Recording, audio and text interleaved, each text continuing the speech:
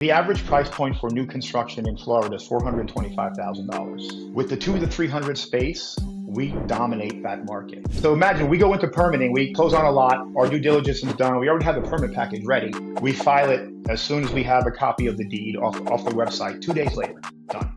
We created a mini HOA that took care of the road. Now it becomes a maintained road, and guess what? FHA financeable.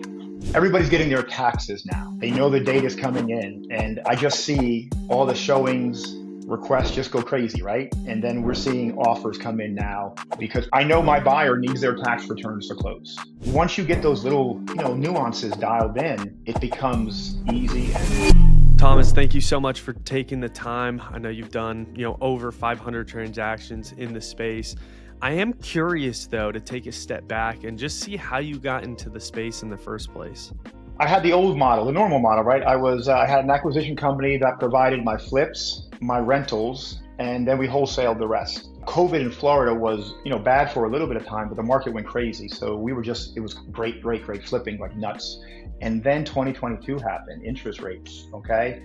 And what I realized was we were never gonna be the best flipper, but also I am 54 today, and I remember when my parents bought their first home in 1981, 17% interest rates. Now, we'll never see that today, okay? But 7 or 8 was almost the same thing. So it was like a meteor hit our reality, okay? And you either had to pivot or go extinct. And I was actually working on a manufactured home that I planned on flipping. But when we got rid of the squatters, they had destroyed the home. They took a chainsaw down the middle of it. They tried to unhook it for me.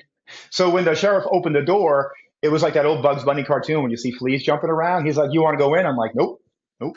And so a girl in the office and I did the whole project virtually, okay? Remember the way 3 estimates for everything, had no clue what we were doing. It took 11 months. I thought I would make 50, 60 on the flip. I made 11,000 only. But what I saw that this was so much more scalable than flipping. It turns out there's only 27 or 28 line items for this project. There can't be 29, but it could be 26. Right? It's never any more. So when your expense sheets, they're really dialed in.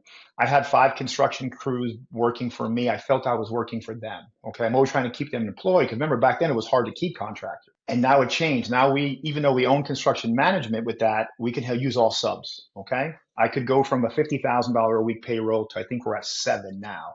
I like that. Okay.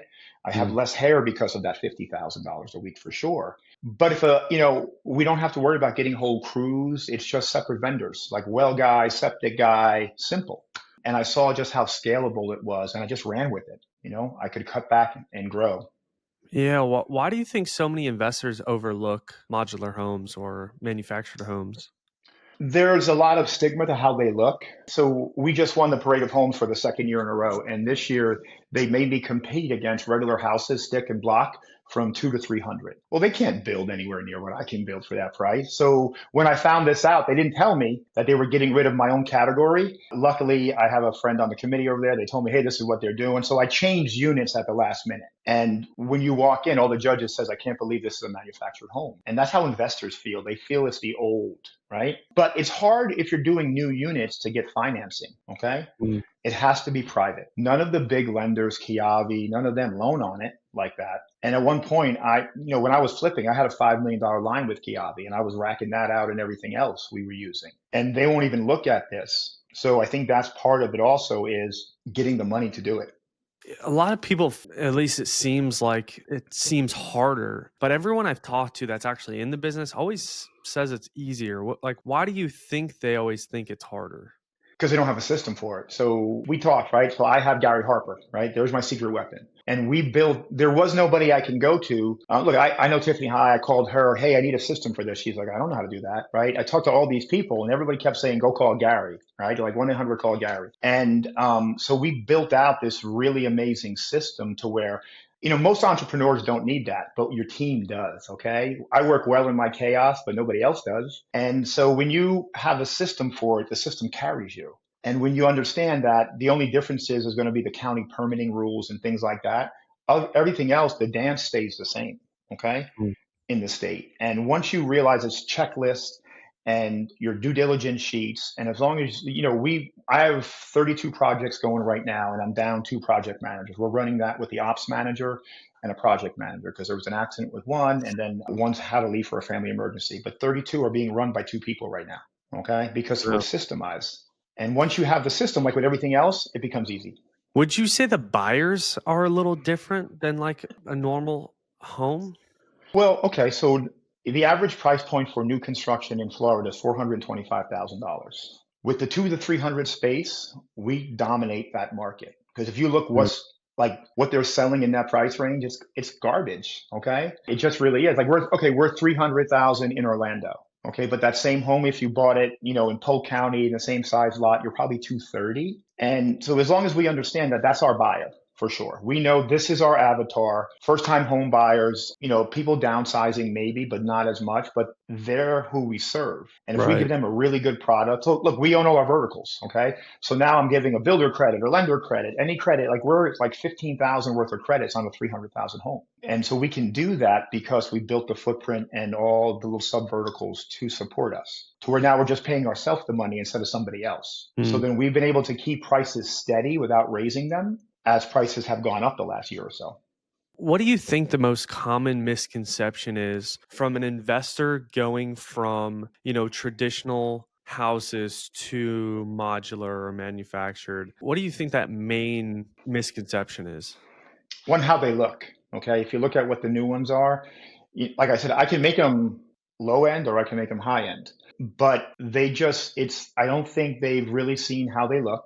How once you understand the process, it never changes. Okay. It never changes. And they're missing out for sure because so look, having built spec homes, we've all had our stuff stolen, right? My home comes Mm.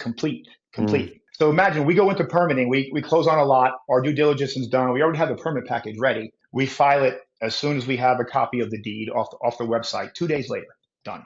But while we're in permitting and waiting, my home is getting built. And right now we're having them built in 7 weeks. 7 weeks, offline, 1 week of quality control. So within 2 months, we're ready to deliver. And you've just used your whole permit timeline. Now your home is there. Like we have done a project in 87 days from when I bought the lot to when I sold it to the end buyer. That county's different. They have, if you walk in your permit still in Polk County, which is right south of Orlando, it's the fastest growing county in Florida. It is my absolute favorite because you walk in a permit and 2 days later. Who doesn't love 87 days cash conversion cycle? Like there's just missing it. That's it. Like we factor a holding of only 6 months on our projects. Want to get motivated sellers that nobody knows about? Introducing 10x TV. If you want to create credibility in your market, find deals that nobody else knows about, and crush your competition, you need to check into TV commercials. It is the new buzz in the real estate investing industry since we introduced it several years ago. I've been using TV commercials myself for the last 12 years and it's absolutely crushed it. So if you want to learn how to get on TV and to do something that little to no people are doing right now, go to claimmymarket.com. Again, that's claimmymarket.com. We usually only work with 2 investors per market, so if you're interested, reach out to us and book a call to see if you can claim your market before anybody else does. Now back to the show. What are some key strategies that you're using to find the land? So I come from the investor world, right? So I have a great network of wholesalers, and we have taught them to look at things differently. The septic laws and rules in Florida changed drastically. And they're changing every 6 months until 2030, where everybody who has septic either has to connect to city sewer if it's available, or put one of these new nitrogen enhanced units. And those units start at about $12,000 now. Mm. Okay. Where a regular unit in the same area used to be 6, it's just double because of what they want done. If you're in like the coastal areas, they can be 25,000. And so once you realize that we taught them how to use the BMAP to find it so they can negotiate better. Okay. We don't do a lot of outbound marketing anymore. We really don't. People bring us what we want. We buy because we know our numbers. Hey, if you give me 7 days to get all my estimates and the county says I can build, and as long as everything is as you said, we're going to close. Okay. Mm. And so people work with us all the time and just bring us stuff. Plus, we own the Yeah. brokerage, so we have the MLS. About half of our stuff comes off of that for sure. Are you buying any properties that you love the land so much that you're willing to break down that property and then put a manufactured homes, or you're not really seeing that as much? What do you mean, like An old unit or trees? I guess an older unit, like Oh if there's yeah. Oh no, no, yeah. no, no. That's a one of my favorite strategies because if you have an older unit, you're not paying the impact fees. So Orange County impact fees, $25,000. Mm, Osceola County, where Disney is, $33,000. So let me go buy an old unit. So we just had one go under contract in Orange County yesterday. We're not even done with the build. 299,000, 1,400 square foot home. Okay. I've done the same model basically one block, 2 blocks over on the corner lot. Every time it turns out that's what I'm getting. So to go from the old unit that was there to the newer size, it only cost me $2,500 in impact fees because it goes mm, by an adjustment of how much you're putting down. So I saved 22 grand. Okay. mm. The septic and well are both viable with a little bit of work. I think we put 6 or 7 grand in, not 30.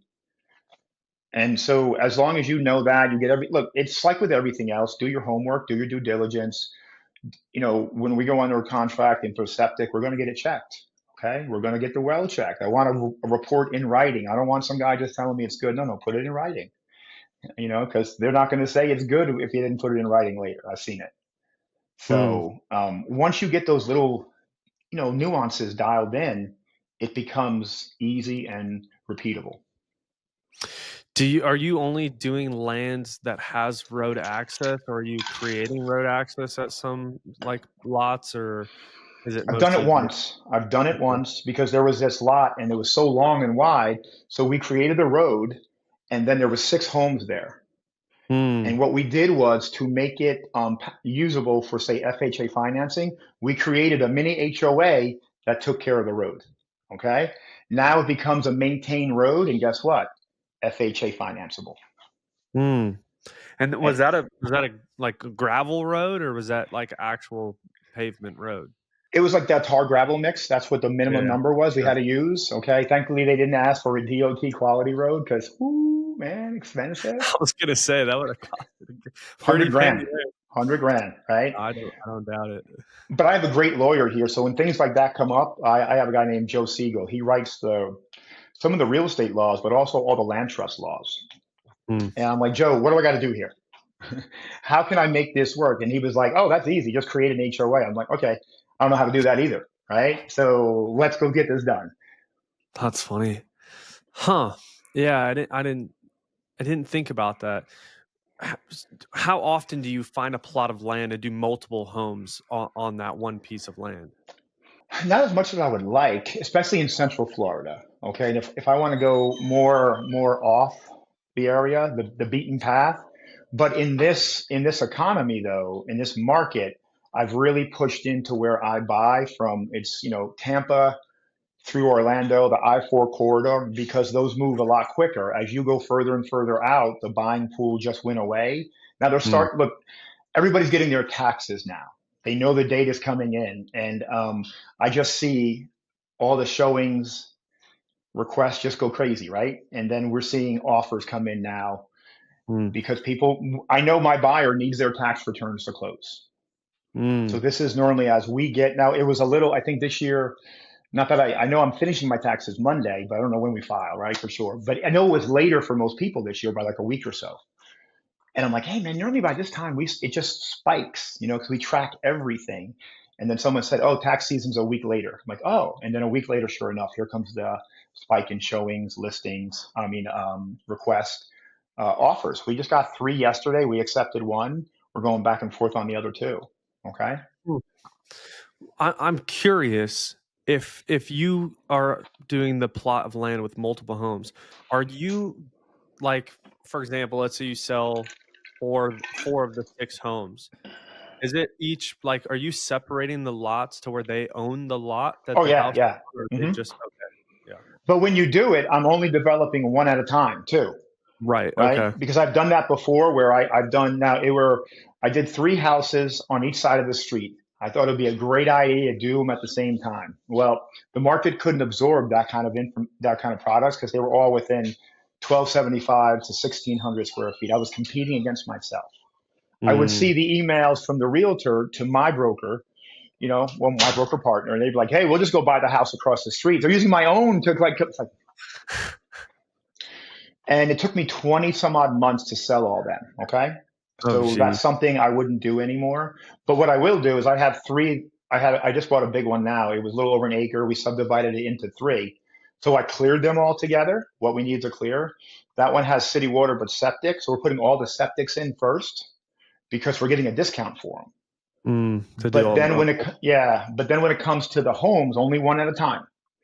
We will put the driveway because over there you have to use a driveway apron. So we're not putting a full driveway. So when that guy comes, he's going to put three of them in because we're getting a discount. Like he has, Right, there's a fee for just mobilizing his equipment.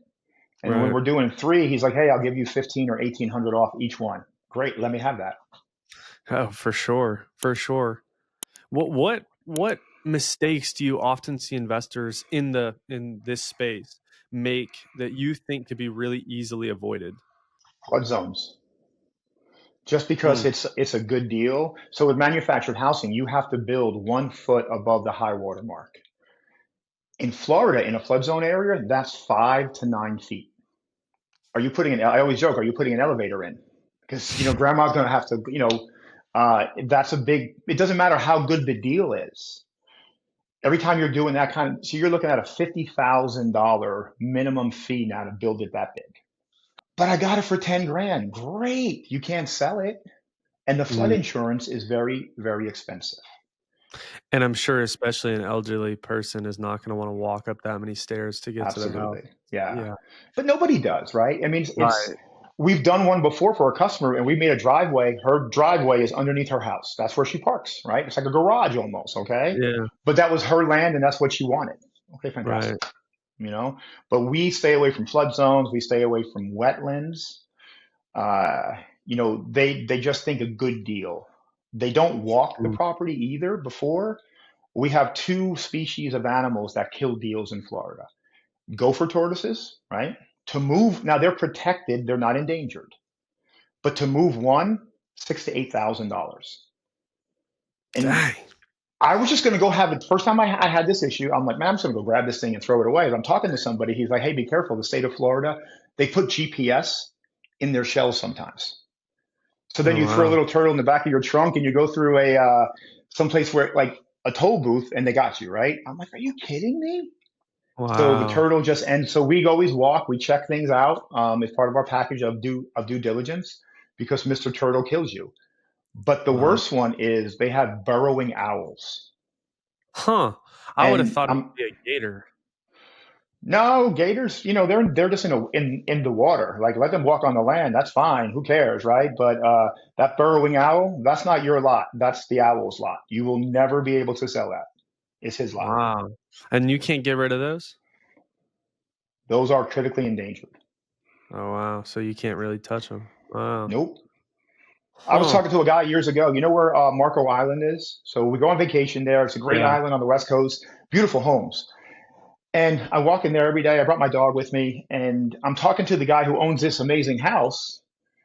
And I'm like, he tells me he owns this lot. I'm like, what are you going to do with it? He's like, I can't do anything. And he showed me there's like a stand, a sign. I said, do you see that little hole? He's like, the owl lives there. And he's the one who told me it's his lot now. Okay. Wow. He wanted to put his boat dock over there and the permitting because the owl, they don't want to disturb the owl. Wow. Yeah. So, and he didn't know that. He just bought that it as a package and paid. Remember, your waterfront on a canal, and he paid over 100 just for the lot. And you can't do anything with it. No, it's a great picnic area, I guess. You know. Yeah, I guess so. So now I don't think he was hurting either because his home was probably 3 or 4 mil, right? But Yeah, fair enough. it's Fair enough. still, it's like you're buying a lot for an owl, okay? And Right. he was joking about it. He's like, yeah, it's his lot now. That's funny. I mean, at least he's in a position where you can laugh about it, you know? Now, Like, imagine if you weren't, right? yeah, for So, I have 3 lots that I can't build on because we made mistakes in my first year. mm, Okay. They're not very expensive lots because where I was buying, but it's probably 60, 70 grand of real estate that um, I can't build on them because we didn't get the cert, like we closed without a survey. That's a no mm. go. Okay. One had an unrecorded easement we found out about. And then the other one, once the septic law changed, my septic system has to be 60 feet long by 40 feet wide Mm, because of where it is. And now I can build an outhouse, a porta potty, because that reduces the size of your homes mm, considerably. And I don't have enough room now at that size to put the well in. I can't get it over 75 feet away. mm. Interesting. So, those are just good learning experiences. And those are, I mean, I'm assuming hard to sell. I mean, hard Unless to, the neighbors want to buy it for a parking lot, it's just. yeah, that makes it tough.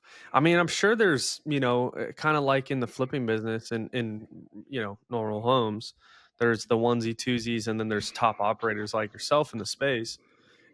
Is it very similar in the manufactured homes or not as much? Yeah, I mean, in Florida, there's several people who do this now, and I've trained half of them. Okay. I don't mind. I don't have a scarcity mindset. Like they're doing when they're a couple a year. I mean, we're going to do 100. Okay. We're not in a different, there's no scarcity at all. Even if we're in the same area, I still help them when they Right. run into the problems. But it's just like with everything else. You can give them the whole system and then you can train them. And then they're like, but before you become the expert, they decide to change the rules. And then one of them just tried to sell me a lot he has in Osceola and he bought it with wetlands.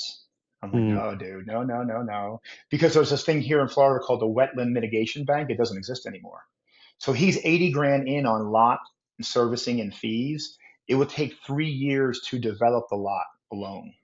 mm, Okay. So, and there's no wetland mitigation bank to help. He's like, yeah, but if I just do this, I said, the bank doesn't exist, man. It doesn't. You're stuck. mm. Well, what do you think? I mean, I guess, simple mistakes like that could be the answer, but what do you think separates those top operators from the onesie twosies that are making mistakes like that? It's like even with flipping and building, take your emotion out of it. Okay. Mm, I don't care how much I love the lot. I'm gonna see my due diligence. I'm gonna see the numbers that the ops team brings to me, and it has to fit in our guardrails. And people get emotional. Look, my first year in flipping, I did. Oh, if only this happens and that happens and this, I'll be okay. Let me tell you something. I was never okay. That's why my first three deals, I made $4,000 total. Total. Right? gee. I left another six-figure business to come and do this, and I made 4K my first year. Mm, So, you just got to say, I'm not emotional, right? It's not my children or my dog, right? It's my business. And if we treat it correctly, we'll be good. I've never heard about it talked like that. That's genius. I, I'm curious. Obviously, when it comes to the word success, everyone's got their own definition for it. Everyone's got their own way of chasing it, and everyone's got their own way of measuring it. How do you define the word success? How do you measure success, and how do you strive for it every day? So I believe my part of it is I've attracted a really good team because I became a better leader. Okay. Mm, So it all starts with me. I had to change me to get here, therefore attract the best people I could. Because the culture we have is amazing. mm, People just left jobs. Like my new sales manager in my dealership, she left a Fortune 500 company to come work here. Why? Culture, the mm, team. Uh, and so success is measured by who you can put around you. And then my job is to look, multiple masterminds. All the money I spend, I give all that information to my team, right? When my consultants come in, they sit with them as well because they may go somewhere else one day, fantastic. But if I make them the best version of them now, here, we're great together. mm. And success for me is different probably today than several years ago. Coming into this late, just a personal growth part, just a personal growth part.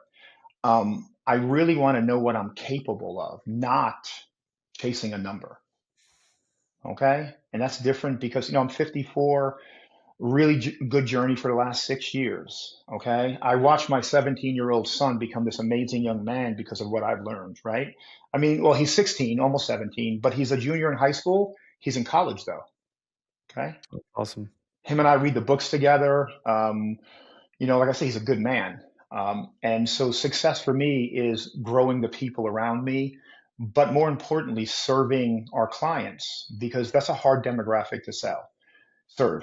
First time home buyers, they have, but I'm telling you, it feels like we're breaking piggy banks and counting pennies at closing. Okay, for them. And then so building a business where I have all the verticals and I can just keep giving back credits right now so we can sell homes. I like it. I like it. Well, what's the biggest change that you're seeing in real estate right now? The back end pricing for, those numbers everywhere are softening for sure.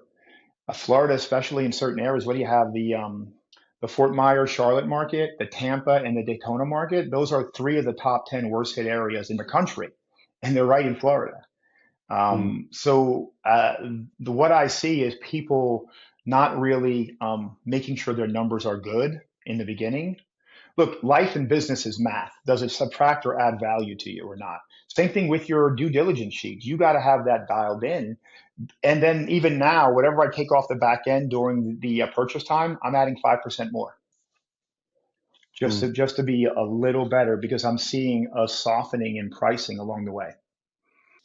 I want to challenge you a little bit. Okay. Let's say the business completely goes away. I'll let you keep all the knowledge that you've accumulated over the years. What would you focus on first to rebuild what you have now? Am I rebuilding the same or something or a different business? You Well, know, whatever you would want to do if the business went away. if you ask me, first of all, let me start with this. If you ask me who and what I am, I'm my children's dad. I didn't have a good one. He had demons, there were issues. So when we did this business 6 years ago, my wife and I, we didn't say what real estate business we wanted. We wanted a lifestyle. And it Mm, wasn't living on the craziness in Miami. It was being present for our children, being able to, one, help. We have elderly parents. We took care of my mom till she passed. Same thing with her dad and mom. And, really being charitable in our community because we both grew up dirt poor. So I would build a business with my knowledge a lot quicker, but with those same principles in mind. This is what I want to do. mm, Okay. Look, I'm in my home office. I have an office. I don't go. I watch my children go to school today. They have events all the time. We never miss them. We didn't have that. Our parents didn't have that ability. So with all my knowledge, I would build whatever widget business we're going to do with the same back end principles, what we want our life to be like. My mm, wife, she was a corporate banker. This business retired her my second year, okay, because she never had the chance to be a stay at home mom, mm. okay. So I would build it probably a lot quicker. I would hire consultants day one, okay. That was a game changer. Look, I never thought I needed like masterminds. Now I'm in a bunch for a reason. Okay, somebody taught me ground up construction on a flight home from Austin, Texas. We were in the same group. Somebody told me, you need to talk to this guy. He came in hung over really bad. And I'm like, hey, Chantel told me to talk to you about this. And he looks up, orders two mimosas, and gave me a 3 hour course. But I never thought I would I don't need any of that crap. I think that as guys, we don't like asking for help. It's like the whole direction thing. I know where I'm going, relax, right? Okay. But the same thing in business that we don't like asking for help. If you ask me what one of my superpowers is, it's asking for help. Mm. I like it. I like it. If someone is interested in learning more about the manufactured home space, where can they reach out to you? Where can they get a hold of you? My name, Thomas Lehmann, you can just do Facebook if you want. Tom at S&T Services of Florida. The Property Solution Team dealership. You can you can Google us right up and hit us there. I don't know if you're going to put out my social media links at the back of this because we're like, unfortunately, we have to be on all of them, right? It's part of it. I mean, it's just a business on how people reach you. I just had an Osceola County commissioner find me because one, he watched my podcast. I'm like, oh, fantastic. Two, somebody put my real phone number in the podcast.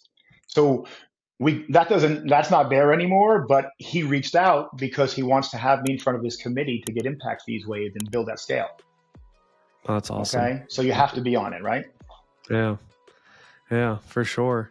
Well, Thomas, I really appreciate your time. Everyone, thanks for watching, and we'll see you Appreciate next you. time. All right, everybody. Take care.